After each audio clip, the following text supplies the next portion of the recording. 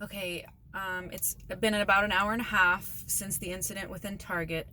As just a reminder, I was carrying my service dog, who's a cardiac alert dog, here near my heart because that's where she performs her service. I was grocery shopping for about an hour. I had a cart full of $300 worth of meats, prime rib, whatever.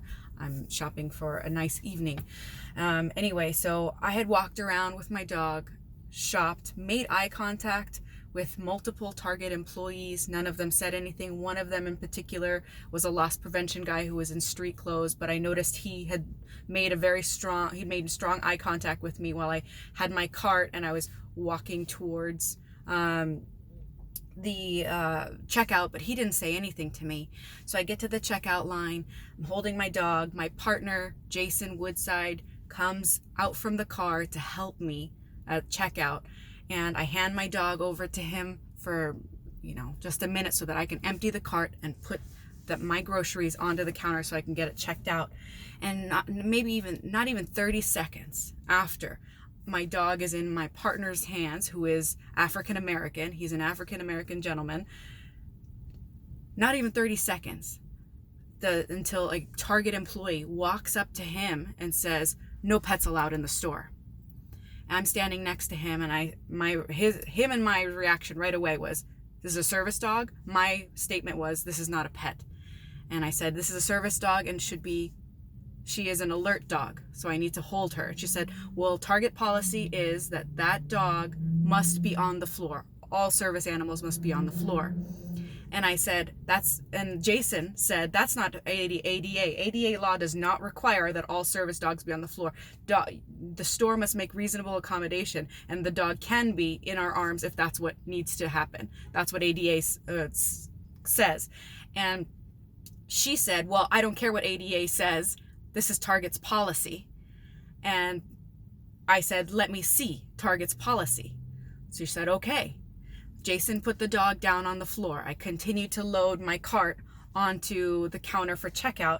She comes back to me, the Target employee by the name of Emily. She comes back to me with a 2-page piece of paper, and I can show it to you. And I read right through it, right there in front of her, and not one sentence, nothing in that policy says that service dogs must be on the floor at all times. So we're trying to keep the peace. We don't say anything. And all of a sudden I feel my heart rate racing, and I feel really uncomfortable, like I'm going to pass out. And I have my dog to alert me when I'm about to pass out. So I pick up my dog and hold her so that she can let me know if I've crossed the line and I need to sit down. I hold her. The same girl comes back to me and says, "I'm not going to tell you again. If you don't put that dog on the floor, I'm going to kick you out." I said, "I need my dog here in my arm to perform her service." She said, "I don't care." And then she walks away, talks to some walkie-talkie, brings over 2 other gentlemen now, Target employees, and they reiterate to me that you must leave the floor, you must leave the store if you don't put the dog down. And I'm sitting here turning over in my mind, why is it that I was able to walk around the grocery store for over an hour with this dog in my hand, and not even a single person came up to me and told me that the dog needs to be put on the floor or that they were going to kick me out? Until my partner, who is African American, held the dog. At that point was when the store decided to enforce said policy and threatened to kick him out twice if we didn't put the service dog on the floor. Why is it that nobody ever said anything to me when I was walking around? It's because I suspect there's racism involved.